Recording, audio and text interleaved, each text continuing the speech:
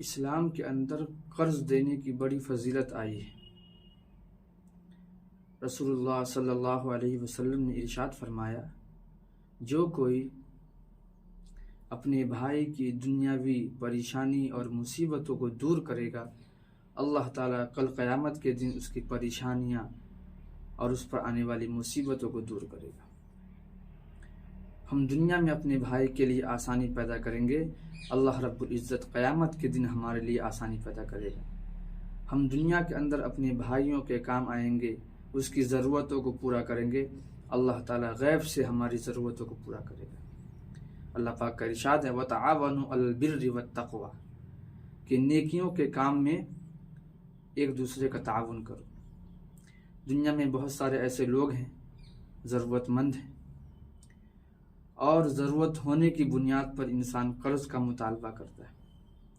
अगर हम उनकी मुसीबतों पर, उनकी ज़रूरतों पर उसे हम कर्ज़ देंगे तो अल्लाह की हमें अज्र व सवाब मिलेगा।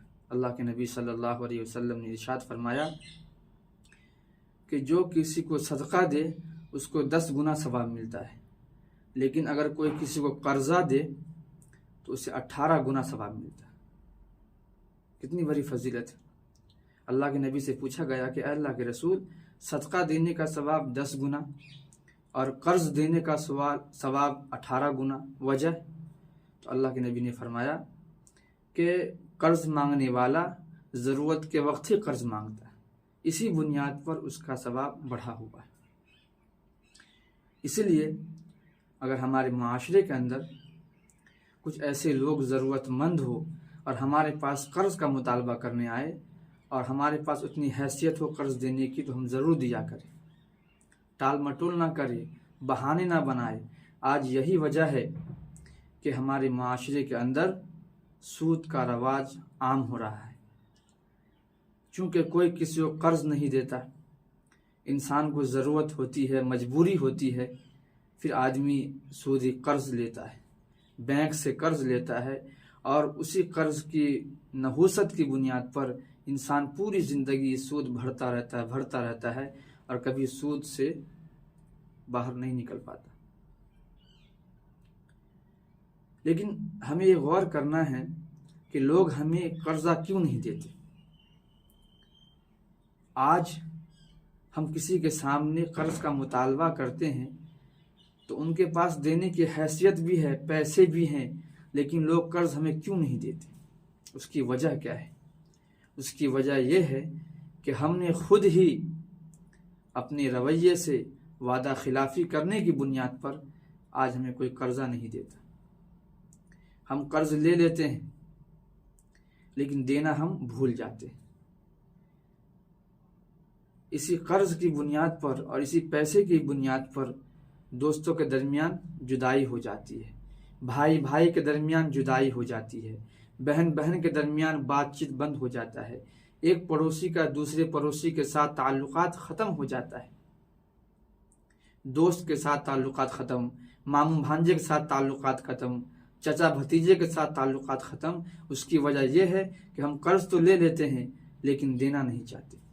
आज माशरे में ऐसे कई लोग हैं जिन्हें पैसे की ज़रूरत हुई, उनके दोस्त ने उसको 5,000, 10,000, 20,000 दे दिया 6 महीने के वादे पर, 1 साल के वादे पर, लेकिन 5,000, 10,000 लौटाने के लिए साल गुजर जाते लेकिन देने का नाम नहीं लेते।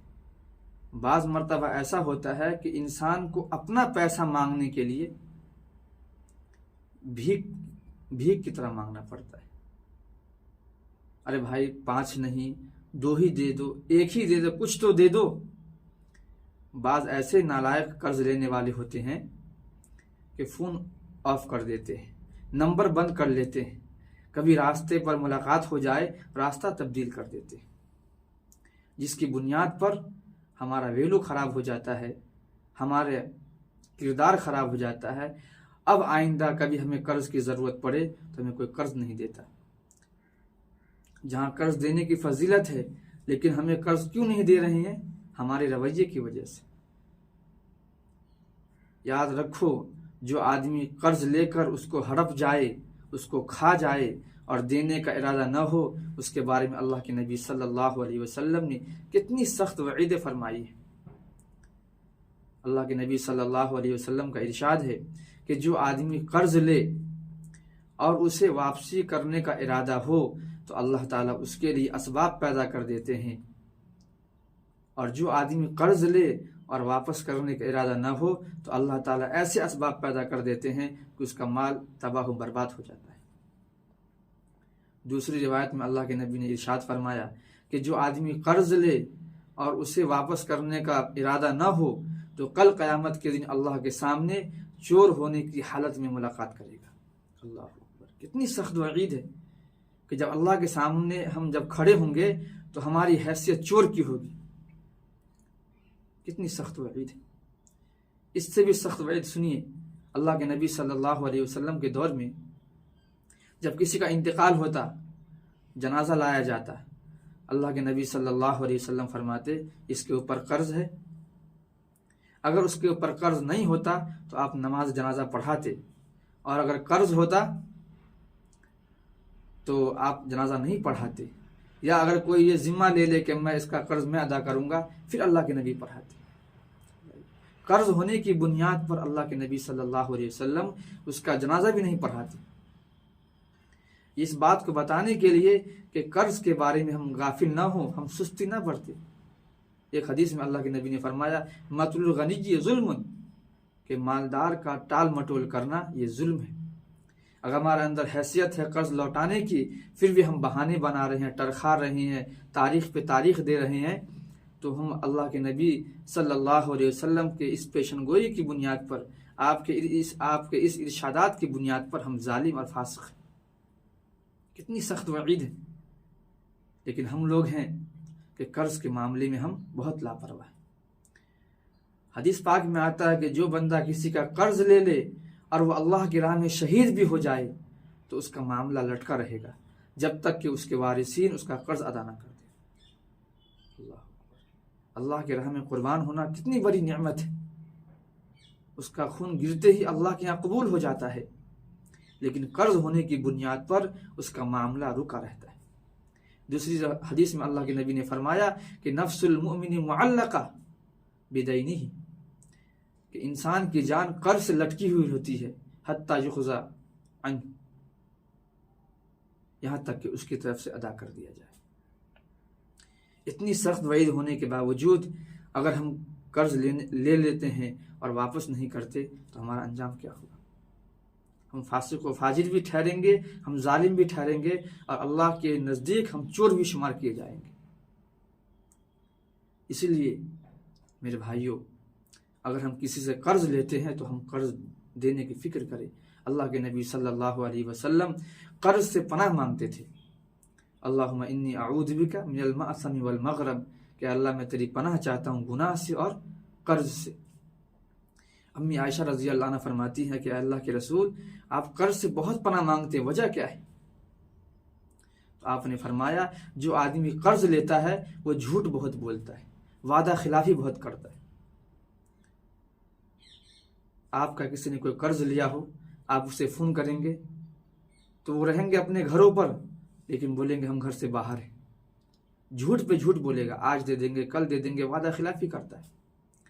इसीलिए अव्वलन तो हम बग़ैर ज़रूरत के कर्ज ना लें। आज हमारी हालत ऐसी हो गई है कि हम दुनियावी ख्वाहिशात के लिए अपने आप को कर्ज के बोझ तले दबे हुए। क्या ज़रूरत है महंगा महंगा मोबाइल ख़रीदने की? अगर 5,000 का मोबाइल, 10,000 का मोबाइल से हमारी ज़रूरत पूरी हो जाए तो क्या ज़रूरत है हम अपनी झूठी शान दिखाने के लिए, दोस्तों के सामने अपने बड़ेपन का इजहार करने के लिए हम आईफोन खरीदें? 100-200 मीटर वाला कपड़ा पहन सकते हैं जिससे हमारा बदन छुप जाए। क्या ज़रूरत है 5-5 हज़ार 500 के कपड़े पहनने की? क्या ज़रूरत है दोस्तों के साथ जो है एक बैठक में 5,000 10,000 हम उड़ा देते हैं। इसीलिए हम मकरूज़ हो जाते हैं। जितनी हमारी ज़िंदगी सादा होगी खाने के एतबार से, पीने के एतबार से, इंशाअल्लाह हम कर्ज से बरी रहेंगे। हाँ, जहाँ ज़रूरत हो वहाँ कर्ज लीजिए, लेकिन आजकल के नौजवान सिर्फ अपनी ख्वाहिशात के लिए, दोस्तों के सामने अपनी कॉलर सीधी करने के लिए, अपने आप को ऊंचा दिखाने के लिए हम महंगे महंगे मोबाइल, महंगी महंगी गाड़ियां, हैसियत नहीं है लेकिन फिर भी अना की बुनियाद पर हमने किसी से गाड़ी मांगा, उसने हमें गाड़ी नहीं दिया, तो इसी अना में, इसी जोश में हम जो है कर्ज लेकर गाड़ी खरीद लेते, फिर पूरी ज़िंदगी कर्ज अदा करते रहो। इसलिए मेरे भाइयों, जहाँ ज़रूरत हो हम वहाँ कर्ज ज़रूर लें, लेकिन देने की फ़िक्र करें। अगर देने की फ़िक्र करेंगे अल्लाह असबाब पैदा कर देगा। अगर देने की फ़िक्र नहीं करेंगे, ये सारी वईदें हमारे सामने हैं। आजकल का दौर ऐसा है कि एक इंसान दिल्ली में है, कोई मुंबई में है, किसी को ज़रूरत पड़ी पैसे की, उन्होंने अपने दोस्त को फ़ोन किया, उन्होंने ऑनलाइन पैसे भेज दिए।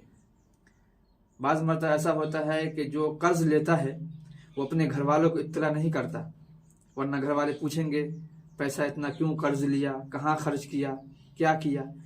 तो बाज़ मरतबा आदमी अपनी बीवी को भी नहीं बोलता, अपने घर वालों को भी नहीं बोलता। अब अगर खुदा ना खास्ता घर वालों के इल्म में नहीं है कि किसका कितना कर्जा लिया है, अब उसका इंतकाल हो जाए और जिस दोस्त से उन्होंने कर्जा लिया है उसे मालूम नहीं कि वो जिंदा है कि मर गया, फिर अल्लाह के उसका क्या मामला होगा। इसलिए बगैर ज़रूरत कर्ज ना ले, और कर्ज ले तो हम देने की फ़िक्र करें। अल्लाह ताला हम सबको कर्ज के बोझ से हमारी हिफाजत फरमाए, और बगैर ज़रूरत कर्ज लेने से अल्लाह हमारी हिफाजत फरमाए। अल्लाह ताला हमें कहने सुनने से अमल की तौफीक।